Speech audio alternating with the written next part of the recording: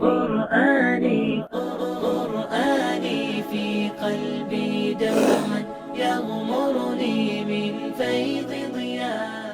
الحمد لله وكفى وسلام على عباده الذين اصطفى أما بعد فأعوذ بالله من الشيطان الرجيم بسم الله الرحمن الرحيم الف لام میم ذلك الكتاب لا ريب فيه سبحان ربك رب العزة عما يصفون وسلام على المرسلين والحمد لله رب العالمين. کل سورہ فاتحہ کی کچھ تفصیلات ذکر ہوئی تھیں. آج سورۃ البقرہ پہلے سپارے کے حوالے سے چند باتیں انشاءاللہ عرض کرنی ہیں. سورہ بقرہ قرآن مجید کی سب سے بڑی سورت ہے. یہ وہ واحد سورت ہے جس میں اسلام کے تمام ارکان کا ذکر ہے. سورہ بقرہ ہی وہ سورت ہے جس میں قرآن مجید کی سب سے بڑی آیت الفاظ کے اعتبار سے آیت دین وہ موجود ہے. سورہ بقرہ ہی وہ سورت ہے جس کے اندر قرآن مجید کی سب سے عظیم اہم آیت آیت الکرسی وہ موجود ہے. اور سورہ بقرہ وہ صورت ہے جس میں نزول کے اعتبار سے قرآن پاک کی جو سب سے آخری آیت ہے وہ بھی اس کے اندر موجود ہے. وَاتَّقُوا يَوْمًا تُرْجَعُونَ فِيهِ إِلَى اللَّهِ ثُمَّ تُوَفَّى كُلُّ نَفْسٍ مَا كَسَبَتْ وَهُمْ لَا يُظْلَمُونَ. یہ قرآن مجید کی وہ آیت ہے جو سب سے آخر میں نازل ہوئی. سورہ بقرہ مکی ہے یا مدنی؟ سورہ بقرہ مدنی صورت ہے بالاتفاق. ہجرت کے بعد اس کا جو نزول شروع ہوا اور 10 سال تک متواتر تھوڑی کر کے یہ صورت نازل ہوتی رہی. اس صورت کی بہت بڑی اہمیت ہے. اس صورت کا جو مرکزی مضمون اور مرکزی خیال ہے وہ ہے خلافت، اللہ رب العزت کا نائب بننا، حکومت، اقتدار. خلافت اس کا مرکزی نقطہ ہے. پھر اس صورت کے ابتدا میں اللہ تعالیٰ نے مومن، کافر، منافق ان تینوں کے اوصاف بیان فرمائے. آج انشاءاللہ تعالیٰ بھی ہم سنیں گے تھوڑی دیر میں کہ مومن کے اوصاف کیا ہیں، کافر کے اوصاف کا ہم ذکر نہیں کریں گے، منافق کے اوصاف کیا ہیں، نالائقوں کے اوصاف کیا ہیں. پھر ہم نے غور کرنا ہے کہ ہم کہاں کھڑے ہیں. اللہ رب العزت کے بتائے ہوئے ان اصولوں کے مطابق ہم اس کسوٹی میں سورۃ البقرہ کی اس کسوٹی میں اپنے آپ کو ہم جانچیں کہ ہم کہاں ہیں. اگر مومنین ہیں تو مفلحون، کامیاب ہیں، اور اگر منافقین میں سے ہیں تو ان المنافقین فی الدرک الاسفل من النار، جہنم کے سب سے نچلے درجے میں ہیں. اور اگر نالائقوں میں سے ہیں، ظالموں میں سے ہیں، تب بھی ناکامی ہمارا مقدر ہے، خاسرون میں سے ہیں. اس صورت کو سیکھنا، سمجھنا یہ پوری امت کی ذمہ داری ہے. بالخصوص وہ لوگ جو سیاست میں ہیں، حکومت میں ہیں، اقتدار کے کسی بھی ادارے سے تعلق رکھتے ہیں، ان کے لیے نہایت ہی اہم. ایک مرتبہ نبی علیہ السلام نے ایک لشکر کو بھیجنا تھا تو لشکر کے امیر کا فیصلہ ہونا تھا کہ امیر کون ہو. تو نبی علیہ السلام نے لشکر کے امیر کے چناؤ کا جو انتخاب کا طریقہ رکھا، سب سے پوچھا بھئی تم نے قرآن کتنا پڑھا ہوا ہے، تم نے کتنا پڑھا ہوا ہے، تم نے کتنا پڑھا ہوا ہے. تو ایک کہنے لگے کہ جی میں نے قرآن مجید کی فلاں صورتیں مجھے یاد ہیں اور سورہ بقرہ بھی. نبی علیہ السلام نے دوبارہ تاکید کے طور پر پوچھا کیا سورہ بقرہ بھی تمہیں یاد ہے؟ انہوں نے کہا جی مجھے سورہ بقرہ بھی پورا یاد ہے، پورا علم ہے. نبی علیہ السلام نے فرمایا پھر تم ہی اس کے اہل ہو، پھر تم ہی اس بات کے اہل ہو کہ اس لشکر کی سربراہی لو، اس کے امیر بنو. تو یہاں سے معلوم ہوا کہ صاحب اقتدار جیسے ہمارے معاشرے میں سیاستدان، MNA، MP اور جتنے بھی اس طرح کے لوگ ہیں، ان سب کے لیے سورہ بقرہ کو صحیح طریقے سے سمجھنا ضروری ہے. اس میں اللہ نے وہ حالات بتائے ہیں کہ جو اختیار کرنے پر خلافت ملتی ہے، حکومت ملتی ہے، ملک ملتا ہے، اور وہ حالات بھی بتائے ہیں کہ انسان اگر نافرمانیاں کرے تو پھر چھین لی جاتی ہیں، نعمتیں واپس چھین لی جاتی ہیں. سورہ بقرہ کی ایک اور خصوصیت، انسانوں کی جتنی اقسام ہیں ساری کی ساری اس صورت میں ذکر ہے. انسان مومن بھی ہے، کافر بھی ہے، فاسق بھی ہے، نیک بھی ہے، بد بھی ہے، تمام کیفیات اس کے اندر موجود. سورہ بقرہ کا ایک بڑا عجیب سورۃ البقرہ کی ایک بڑی عجیب فضیلت ہے، بہت ہی عجیب. یہ قبر کی ساتھی ہے، بادل کی طرح سایہ فگن رہتی ہے. حدیث کے اندر آتا ہے کہ سورہ بقرہ اپنے تلاوت کرنے والے کا قبر میں دفاع کرتی ہے، اسے اپنے آپ سے مانوس رکھتی ہے اور ایک بڑے بادل کی طرح سایہ فگن رہتی ہے. سورہ بقرہ پڑھنے والوں کے سورہ بقرہ کے فوائد سن لیجئے. سورہ بقرہ شیاطین سے علاج ہے.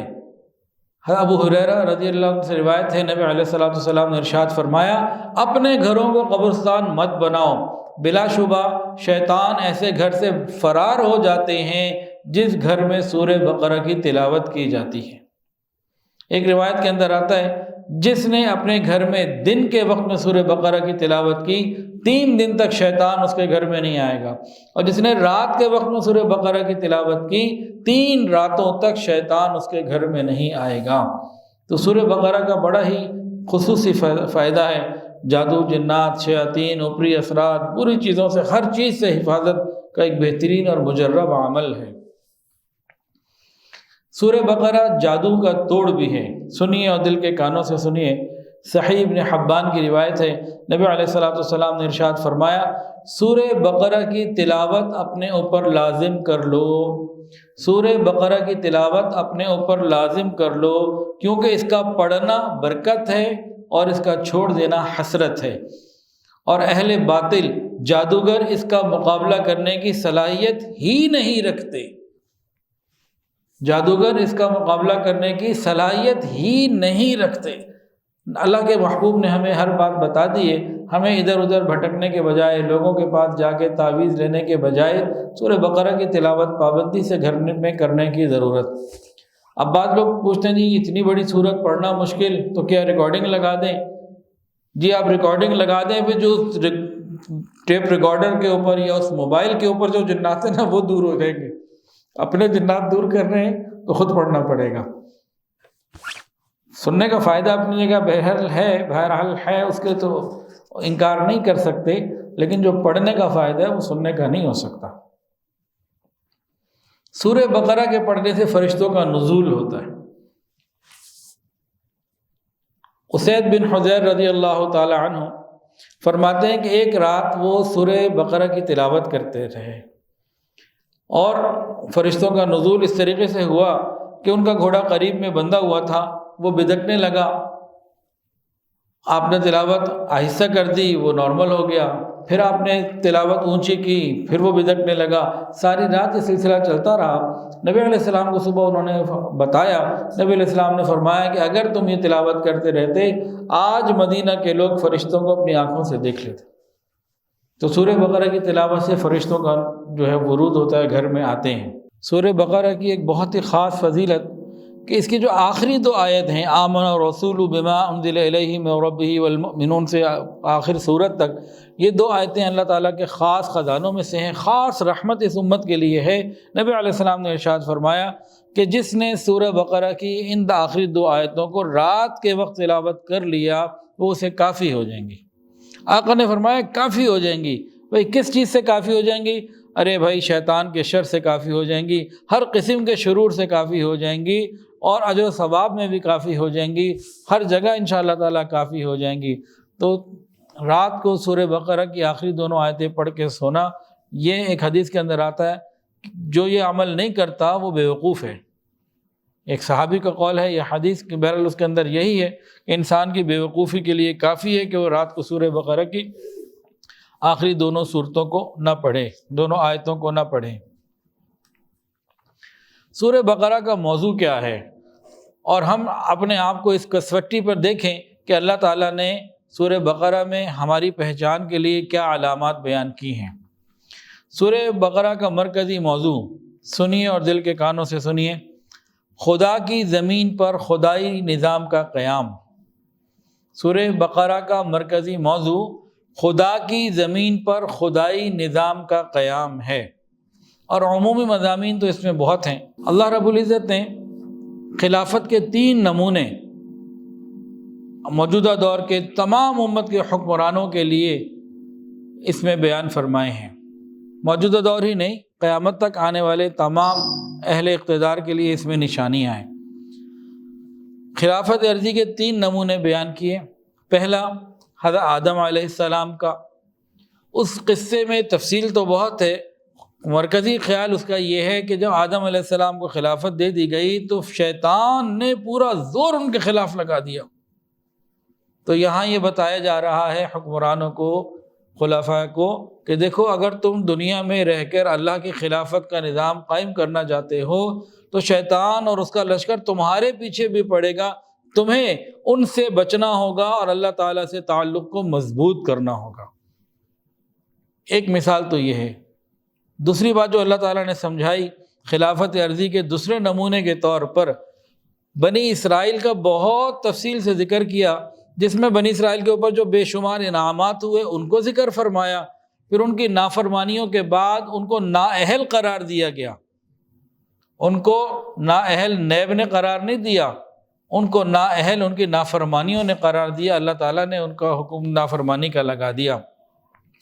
تو بنی اسرائیل کا ذکر کثرت سے کیا گیا کہ ان کو اتنی نعمتیں دی گئیں، پھر اس کے بعد انہوں نے یہ نافرمانیاں کی جو آگے انشاءاللہ مختصر ذکر ہوگا۔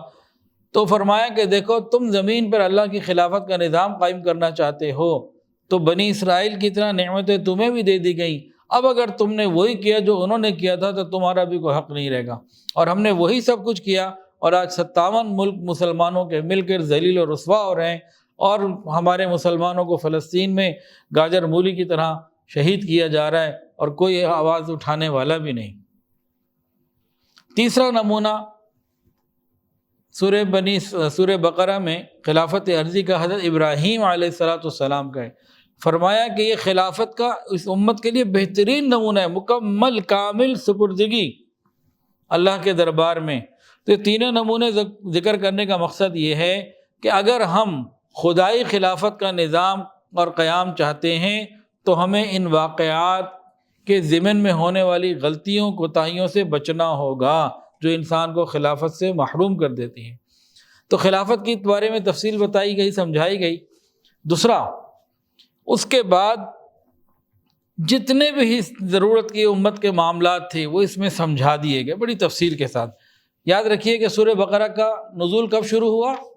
مدینہ طیبہ میں ہجرت کے بعد، جب مسلمانوں کی ریاست قائم ہو چکی تھی، سلطنت مل چکی تھی۔ اب اس سلطنت کو سنبھالنے کے لیے جو خدائی نظام آیا وہ سورہ بقرہ میں شروع ہوا، ہجرت کے فوراً بعد اور آخر سال تک چلتا رہا۔ اب سورہ بقرہ میں کچھ اور تفصیل بھی سمجھ لیجئے۔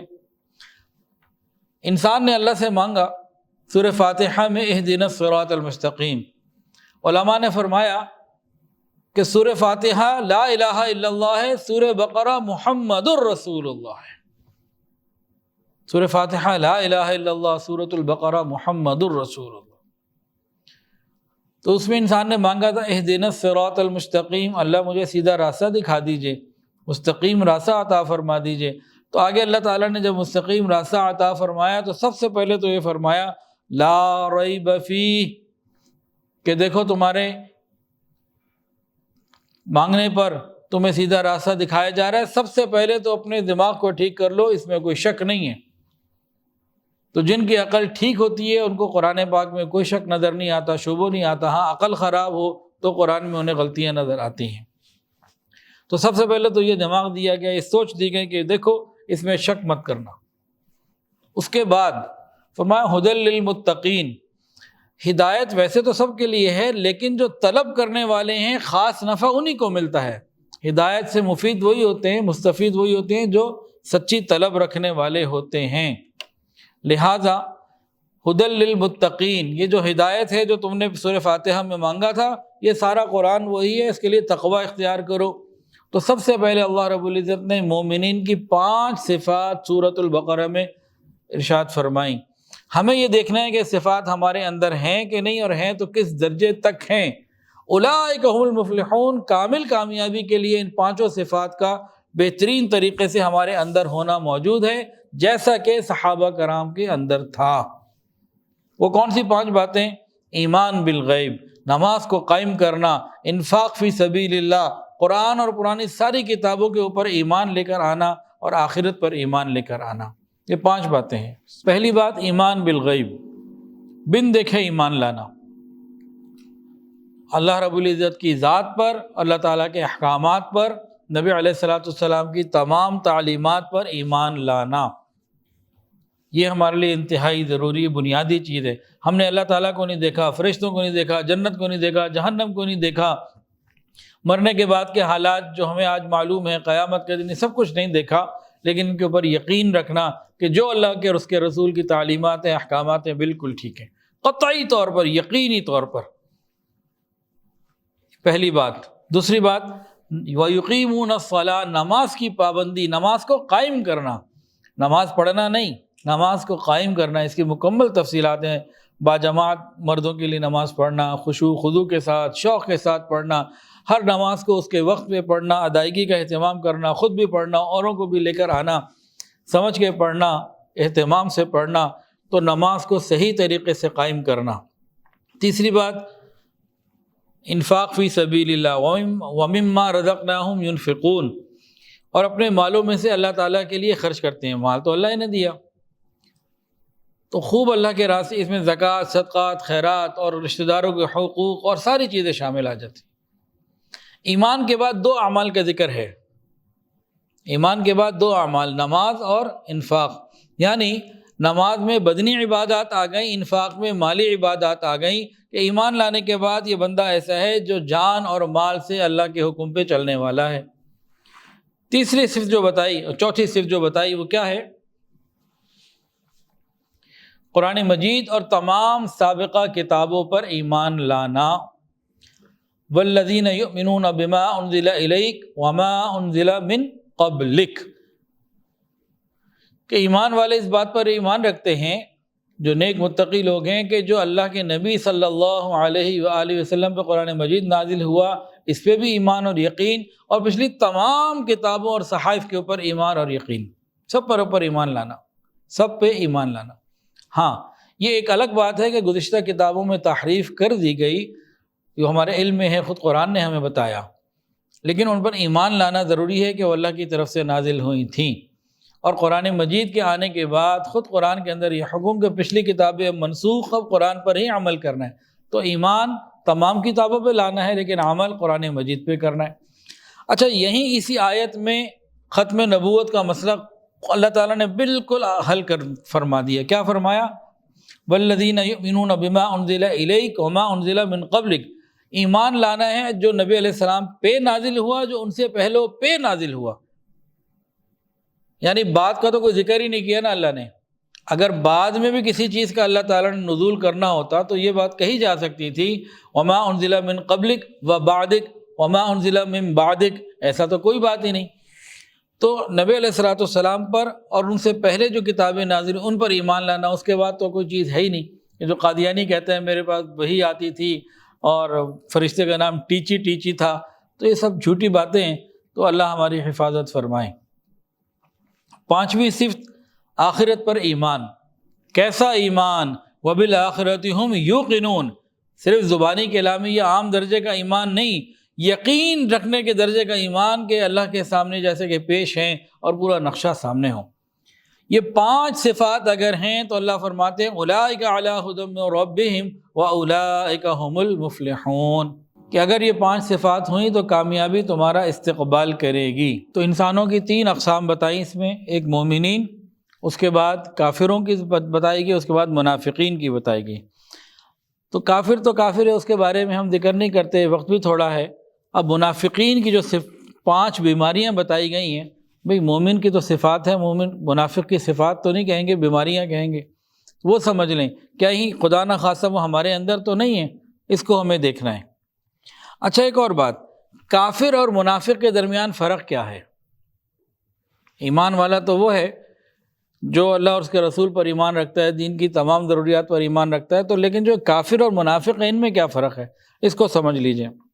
یاد رکھیے، شریعت میں جن چیزوں پر ایمان لانا ضروری ہے، شریعت میں جن چیزوں پر ایمان لانا ضروری ہے، ان میں سے کسی بھی چیز کا انکار کفر ہے، لہذا کافر اس کو کہتے ہیں جو دل اور زبان دونوں سے توحید، رسالت، آخرت اور ضروریات دین کا انکار کرنے والا ہو۔ کافر کیسے کہتے ہیں؟ جو دل اور زبان سے توحید، رسالت، قیامت اور ضروریات دین کا انکار کرنے والا ہو۔ منافق کیسے کہتے ہیں؟ منافق اسے کہتے ہیں جو دل سے تو توحید، رسالت یا ضروریات دین میں سے کسی چیز کا انکار کرتا ہو، لیکن زبان سے اقرار کرتا ہو اپنے کسی دنیاوی فائدے کی وجہ سے۔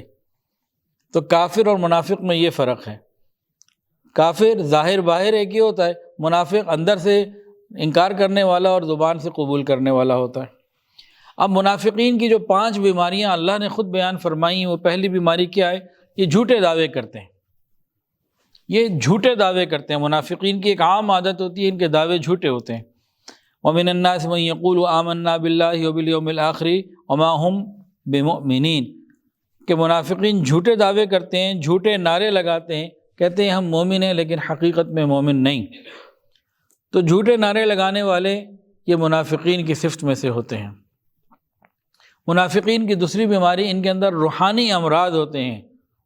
فی قلوبہم مرض فزادہم اللہ مرضا ولہم عذاب علیم بما کانوا یکذبون۔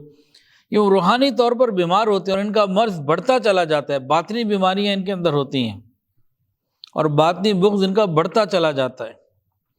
تیسری بیماری، ان کے دماغ الٹے ہوتے ہیں،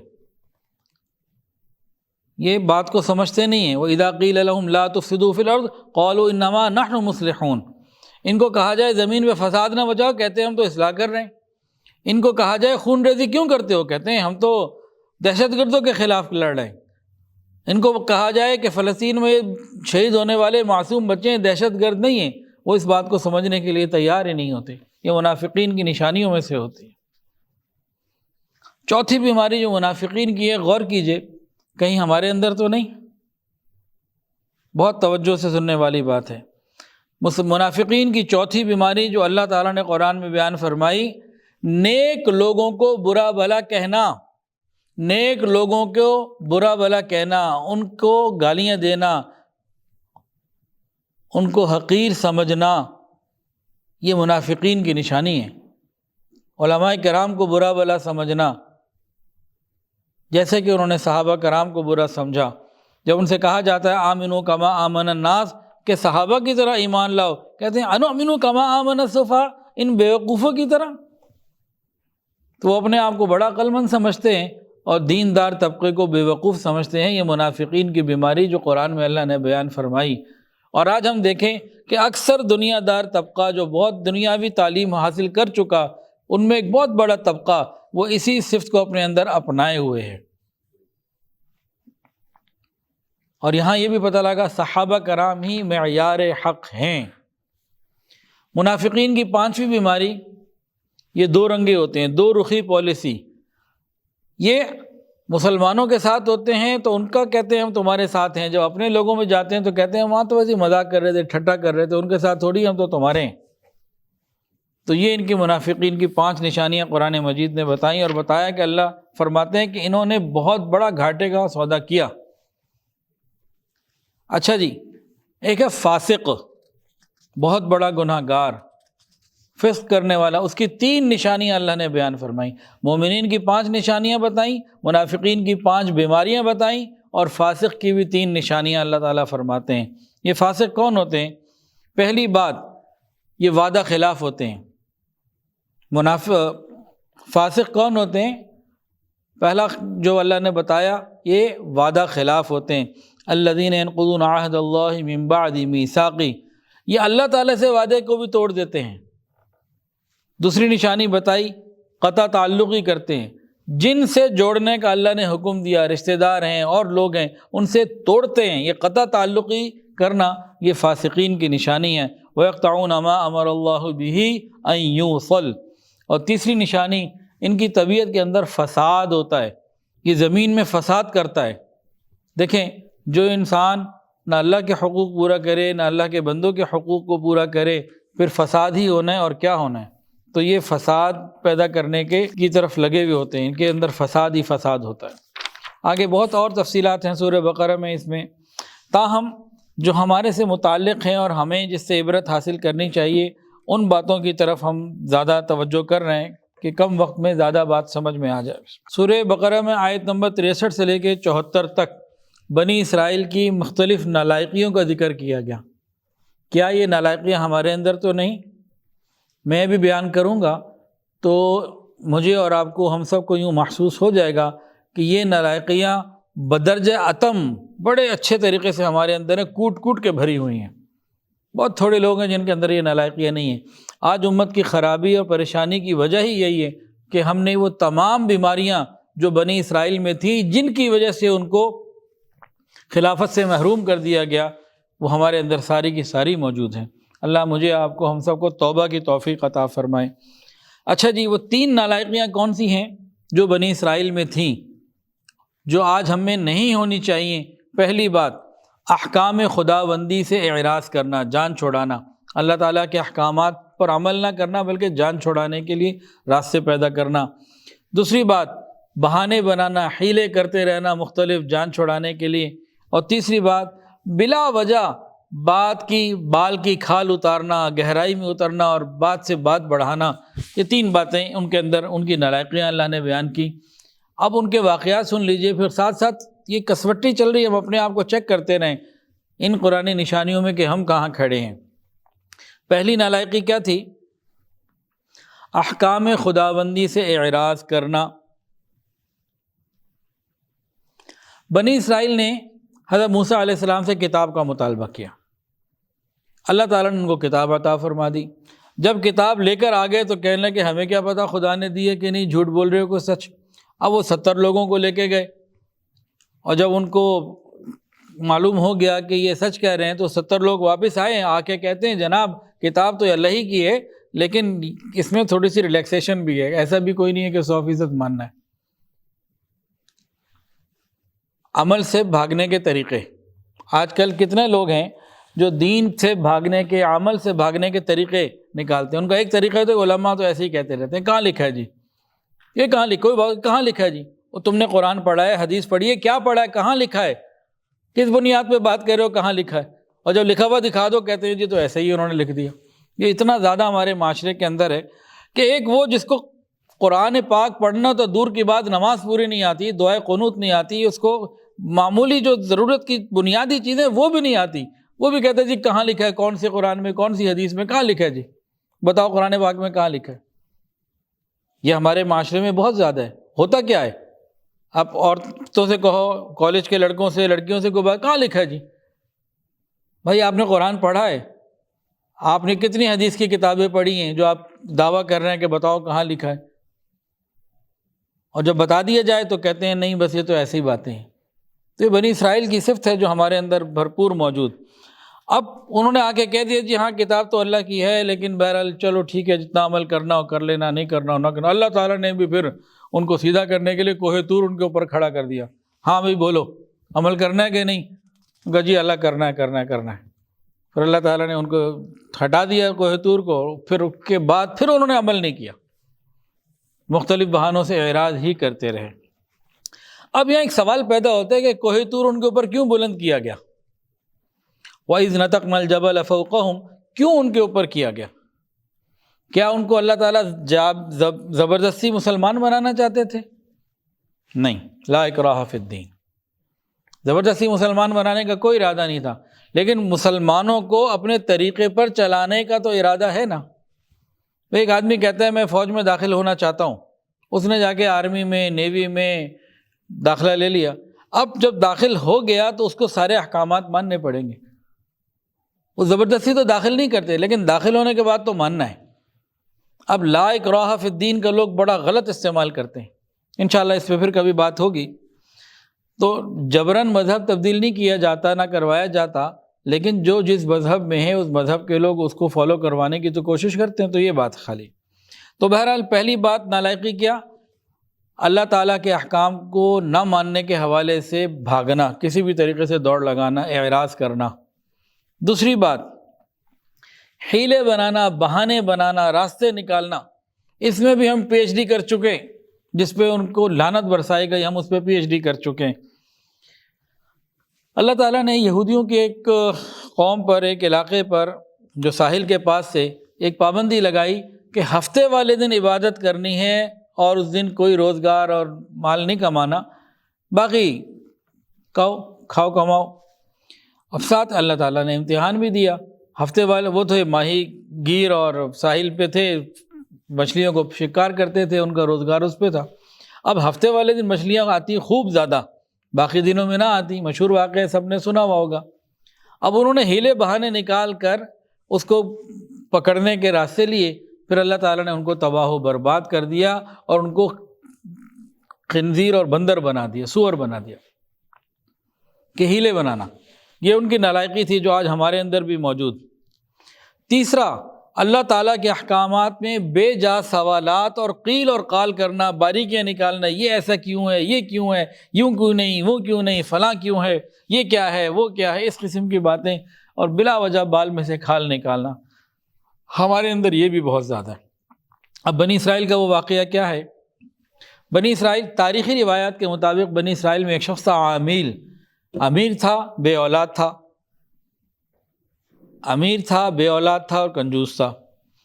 اس کے بھتیجے کو امید تھی کہ چاچا مرے گا تو جائیداد مجھے کچھ ملے گی، اللہ نے چاچا کو زندگی ذرا لمبی دے دی، اس سے انتظار نہ، اس نے جا کے چاچا کو قتل کر دیا، اور قتل کرنے کے بعد جھوٹا موٹا رو کے موسیٰ علیہ السلام کے پاس آیا کہ میں لٹ گیا، میں مر گیا، پتہ نہیں کس نے کیا کر دیا۔ اب کچھ لوگوں پہ الزام لگا، وہ لوگ موسیٰ علیہ السلام کے پاس آئے، کہنے لگے اے موسیٰ علیہ السلام، اس بندے کی دیت ادا کرنا ہمارے لیے مشکل نہیں، ہمارے پاس اتنے وسائل ہیں، ہم دے سکتے ہیں، لیکن بلا وجہ ہمارے اوپر ایک الزام لگ رہا ہے، تو آپ اللہ تعالیٰ سے پوچھ لیجئے کہ آخر قاتل کون ہے، تو اللہ تعالیٰ بتا دیں گے، مسئلہ حل ہو جائے گا۔ یہاں ایک بات رک کے بتاؤں، موسیٰ علیہ السلام نے اللہ تعالیٰ سے پوچھا، اور اللہ تعالیٰ نے ایک طریقہ بتایا کہ بھئی ایک گائے کو ذبح کرو اور اس کا گوشت کا ٹکڑا کوئی چیز جو ہے وہ میت پہ ڈال دو، وہ زندہ ہو کے بتا دے گا کہ میرا قاتل کون۔ موسیٰ علیہ السلام نے اللہ تعالیٰ سے کہا، اللہ تعالیٰ نے یہ طریقہ بتایا، انہوں نے قوم کو بتایا۔ یہاں سے کیا نکلا مولانا صاحب نتیجہ؟ کہ انبیاء کرام بھی عالم الغیب نہیں ہوتے۔ اگر انبیاء کرام عالم الغیب ہوتے تو کہتے ہیں ہاں بھی مجھے پتہ ہے، کاش ہمیں یہ باتیں سمجھ میں آ جائیں، قرآن سمجھ میں آ جائے تو شرک و بدعات اور بہت ساری برائیوں سے ہم بچ جائیں گے۔ اب موسیٰ علیہ السلام نے تو جو بتایا اللہ تعالیٰ سے پوچھ کے، سادہ سا کام تھا۔ بنی اسرائیل کو کیا چاہیے تھا؟ اتنی بات تھی کہ گائے ذبح کرو اور جناب اس کے گوشت کا ایک ٹکڑا میت پہ ڈال دو، میت بول دے کہ کہیں جاتے کوئی گائیں لولی لنگڑی جیسی ہوتی سستی جو بھی پکڑتے، کام ہو جانا تھا، مناسب لیتے جو لیتے۔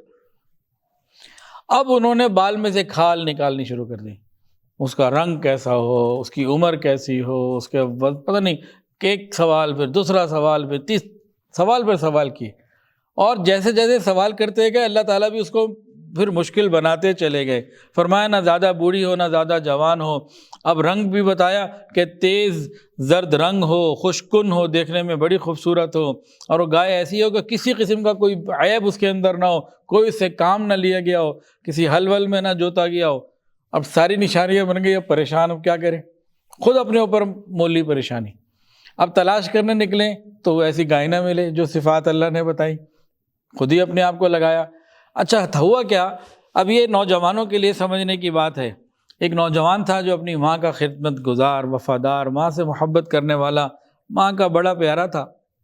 اس کے پاس ایک گائے تھی اور وہ ساری صفات اس کے اوپر پوری، اس گائے میں پوری ہو رہی تھی، اور یتیم تھا وہ۔ اللہ تعالیٰ نے اس نوجوان کو مال دینا تھا، والدین کی خدمت کی وجہ سے، ماں کا خیال رکھنے کی وجہ سے۔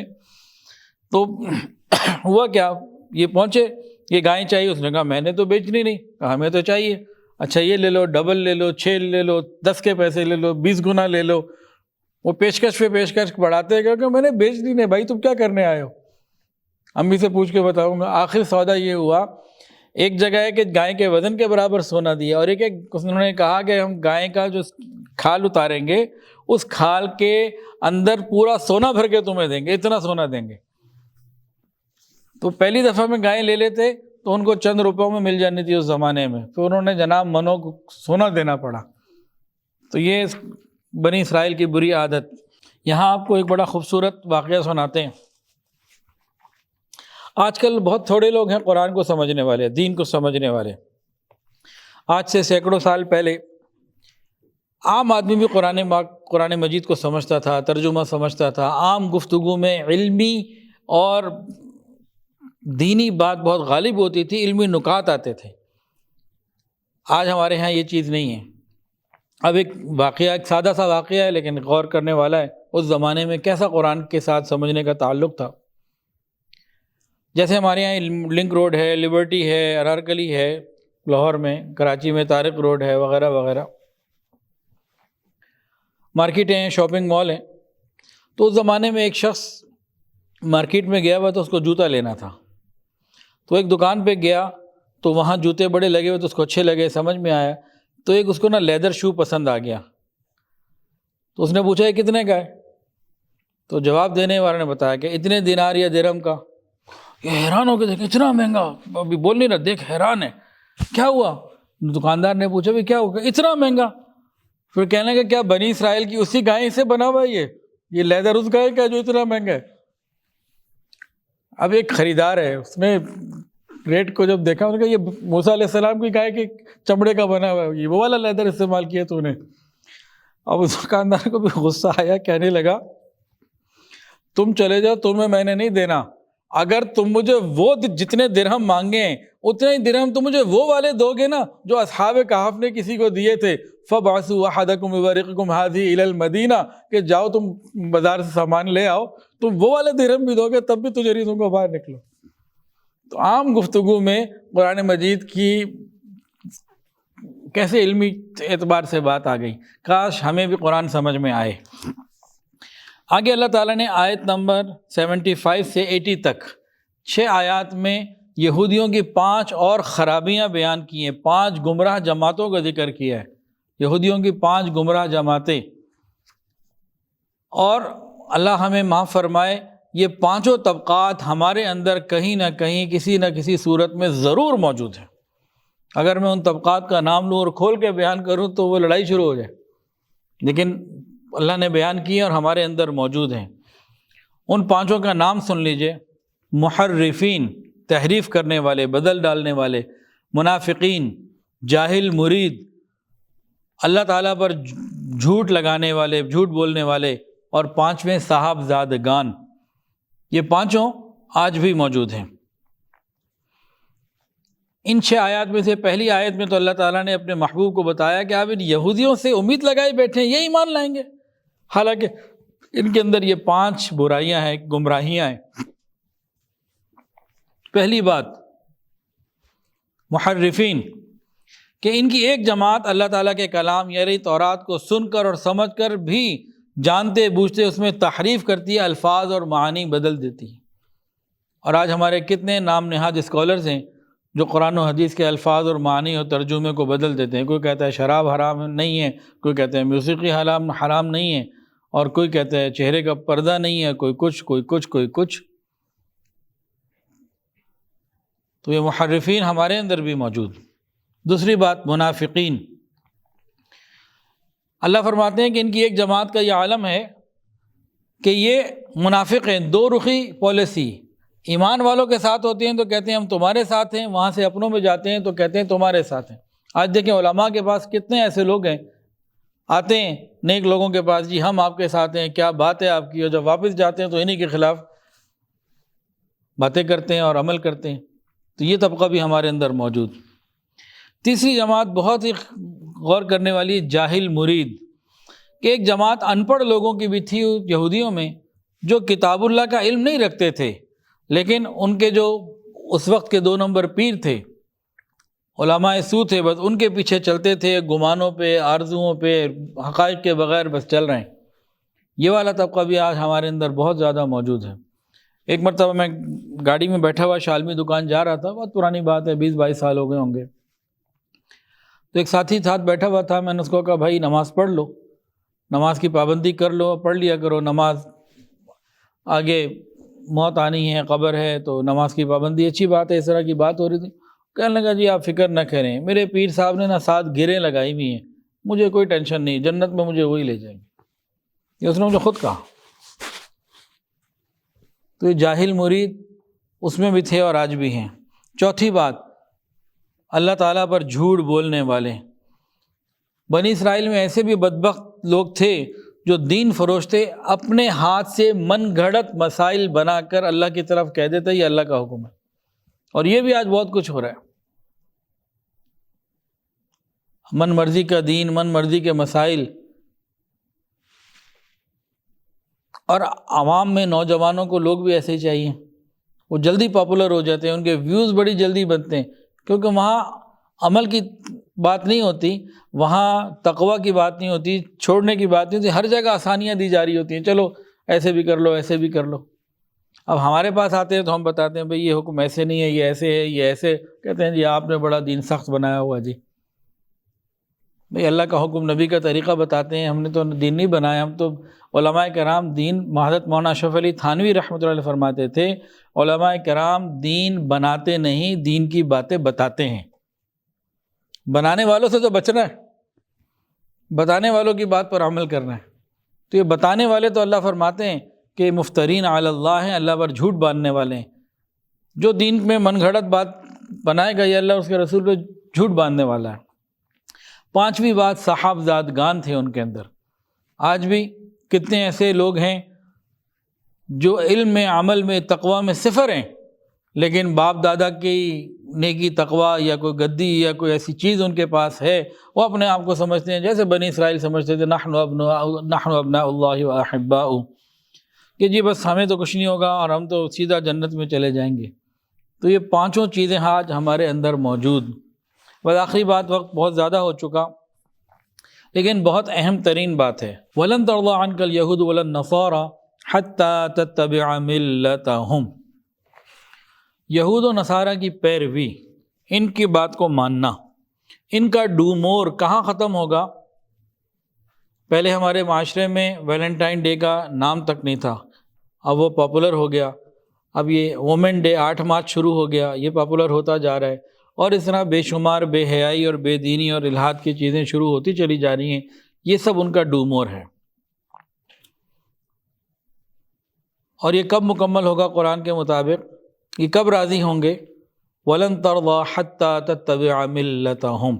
جب تک اللہ پاک فرماتے ہیں محبوب یہ اس وقت تک آپ سے راضی نہیں ہو سکتے، آپ کی امت سے راضی نہیں ہو سکتے جب تک کہ آپ کی امت یہودی یا عیسائی بن نہ جائے. اس کے بغیر یہ راضی ہونے والے نہیں ہیں، ان کا ڈومور ختم ہونے والا نہیں ہے. اللہ تعالیٰ مجھے، آپ کو، ہم سب کو قرآن مجید کی صحیح سمجھ عطا فرمائے. وآخر دعوانا ان الحمدللہ. ویڈیو کے نیچے سبسکرائب کے بٹن پہ کلک کریں، بیل کے آئیکن پہ کلک کیجئے تاکہ ہر نئی ویڈیو کی نوٹیفیکیشن آپ کو مل جائے.